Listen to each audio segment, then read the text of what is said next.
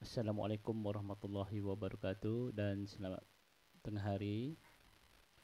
Bersyukur kita kepada hadirat Allah Subhanahu Wa Taala dengan limpah rahmatnya dapat kita bertemu lagi dalam kelas RBT tahun 4 pada tengah hari yang mulia ini. Sebelum kita mulakan kelas, sama-sama kita aminkan doa dulu. Kita baca doa supaya kelas kita ni diberkati dan dipermudahkan sepanjang waktu kelas. Baik, saya baca doa dan sama-sama kamu aminkan. Auzubillahi Bismillahirrahmanirrahim. Alhamdulillahirabbil alamin hamdan hamidan lisyakirin hamdan yamahu yukafi mazida ya rabbana lakal hamdu kama yanbaghi li jalali wajhika wa azim sultanih. Rabbi shrah li sadri wa yassir li amri wahlul 'uqdatam min lisani yafqahu qawli. Allahumma iftah 'alaina hikmataka wanshur 'alaina min khazaini rahmatika ya arhamar rahimin. Rabbana atina fid dunya hasanah wa fil akhirati hasanah wa qina azaban nar. Wa sallallahu ala sayyidina Muhammadin nabiyyi wa ala alihi wa sahbihi wa baraka wassallam walhamdulillahi rabbil alamin. Amin. Baik. Alhamdulillah, anak-anak yang mulia, cikgu harap kamu semua dah pun bersedia bersama dengan buku teks dan juga buku latihan RBT untuk kelas RBT kita pada hari ini. Baik, hari ini seperti biasa kita akan melihat buku teks RBT. Kita akan melihat projek kita. Okey, sekarang cikgu nak kamu buka muka surat 48. Ni dah terlajak dah. 48 iaitu pelajaran yang minggu lepas berkaitan dengan kita mengira kos bahan. Minggu lepas cikgu dah minta kamu siapkan jadual kos bahan projek ataupun reka bentuk yang akan kamu hasilkan. Ada beberapa orang yang hantar, alhamdulillah, tetapi masih ramai lagi yang belum hantar. Kita ada 3 kelas di sini, Pak Tun Teja, 4 Tun Mutahid dan juga Pak Tun Ali. Tapi tak apa, nanti bila kita kembali ke sekolah, cikgu akan minta kamu hantar buku RBT kamu untuk cikgu semak. Ya. Yang mana dah hantar snap gambar kepada saya tu bagus. Ya, tahniah. Okey, minggu lepas kita menyemak pengiraan kos bahan yang akan kita hasilkan. Untuk minggu ini ialah tajuk 5 iaitu menghasilkan reka bentuk produk. Ya, kita perlu menghasilkan 3.17 menghasilkan produk yang telah dirancang, direka, ya. Okey, contohnya untuk dalam buku teks 2 reka bentuk yang telah ditunjukkan iaitu kapal terbang mini dan juga dengan bekas pensil, ya.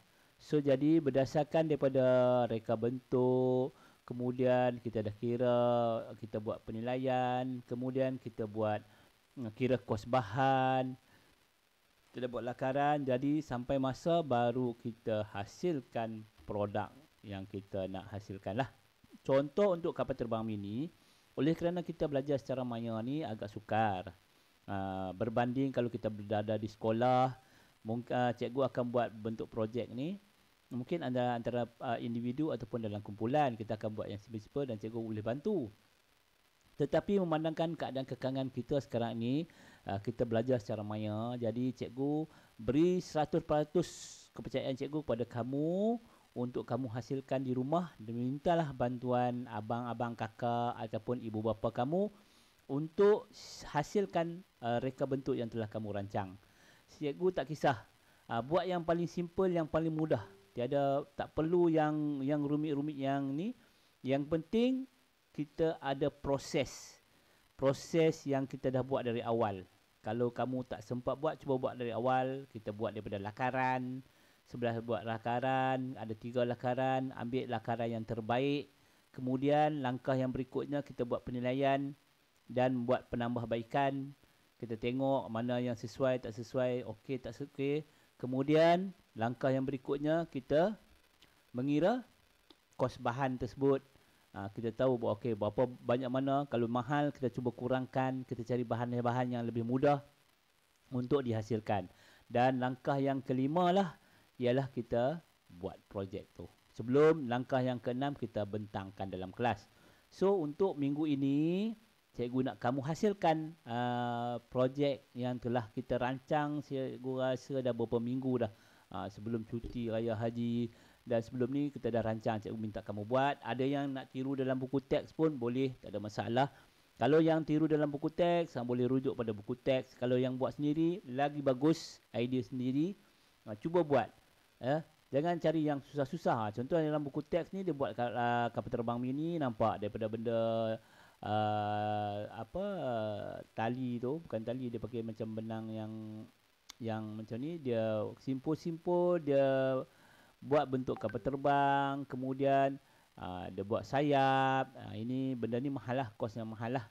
Berbanding kalau kamu nak buat, kamu boleh buat menggunakan kotak kasut ke, kotak mungkin mak ayah kamu banyak order daripada Shopee kan, sepanjang PKP ni, tak boleh pergi mana ni, lockdown ni. Jadi mak ayah kamu mungkin ada yang order Shopee, barang-barang Shopee, ataupun ada kotak-kotak yang lama pergi beli barang. Guna je kotak tu, boleh juga kamu potong-potong gunting buat bentuk reka bentuk yang telah kamu rancang. Mungkin ada yang nak buat kapal ke, nak buat kapal terbang, pengguna yang mudah-mudah. Okey, ini mungkin ada kos dia yang tinggi lah. Okey, ini ataupun bekas pensil. Kalau kamu rancang yang contoh dalam buku teks ni, bekas pensil pun alatan dia gunting, kemudian alat jahit, jarum, zip, benang. Nampak? Buatlah projek yang telah senang kita belajar. InsyaAllah ini tahun 4, tahun 5 nanti kita akan belajar ada apa pembelajaran berkaitan dengan jahitan. Tapi tak apalah. Ini minta bantuan mak ayah kamu, kakak kamu, abang kamu untuk siapkan projek. Ataupun kamu ni contoh projek yang ada dalam buku teks. Penghasilan produk menggunakan pen 3D dan juga mesin jahit tangan.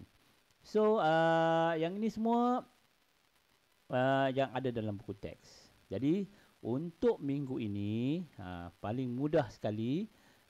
Tak perlu ni. Cikgu akan bagi juga link latihan untuk kamu isi sebagai kehadiran kamu pada hari ini. Jangan lupa masuk Google Form nanti, isikan sebagai kehadiran kamu.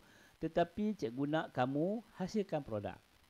Buatlah produk yang paling simple yang ada reka bentuk, yang mana selari dengan perancangan yang telah kamu buat dari awal. Kalau tak ada lagi, kalau belum sedia lagi, cuba buat. Kalau tak tukar, buat daripada awal. Buat lakaran, kemudian buat jadual dia, kemudian teruslah hasil. Bila dah siap hasil, cikgu nak, tak perlulah ambil gambar step by step.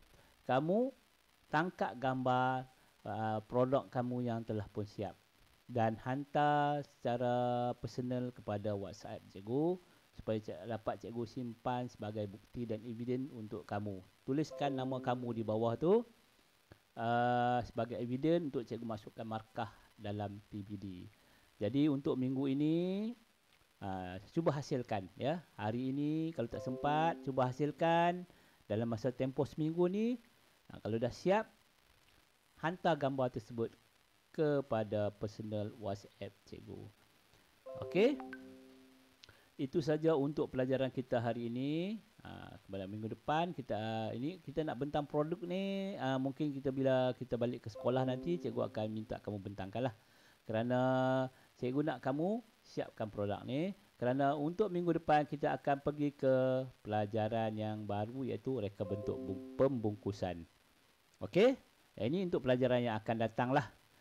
Ini antara kita ingat balik macam mana menjana idea, membuat lakaran, menilai maklumat, mengira kos bahan, kemudian hasilkan produk, dan yang terakhir nak bentang produk. Inilah untuk topik ni kita belajar 6 langkah-langkah ni yang perlu kita buat sebelum kita menghasilkan sesuatu produk.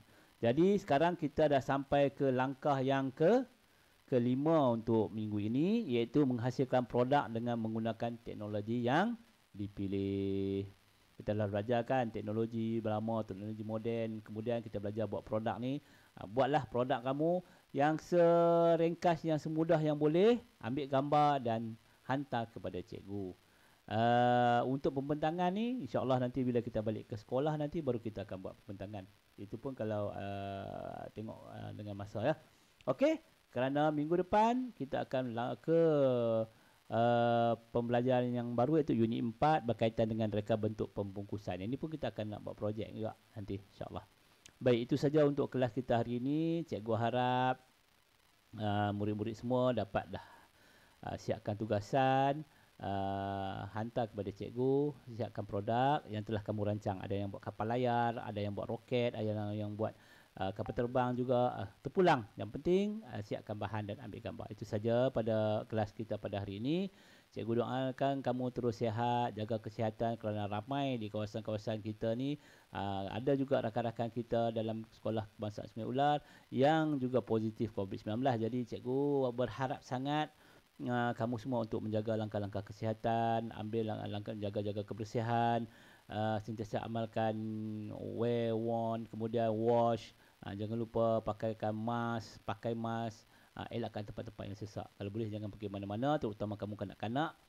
Duduk di rumah, tak perlu ikut ibu bapa untuk melakukan keluar ke mana-mana.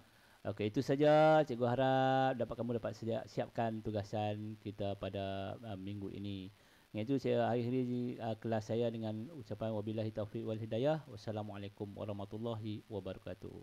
Bye bye.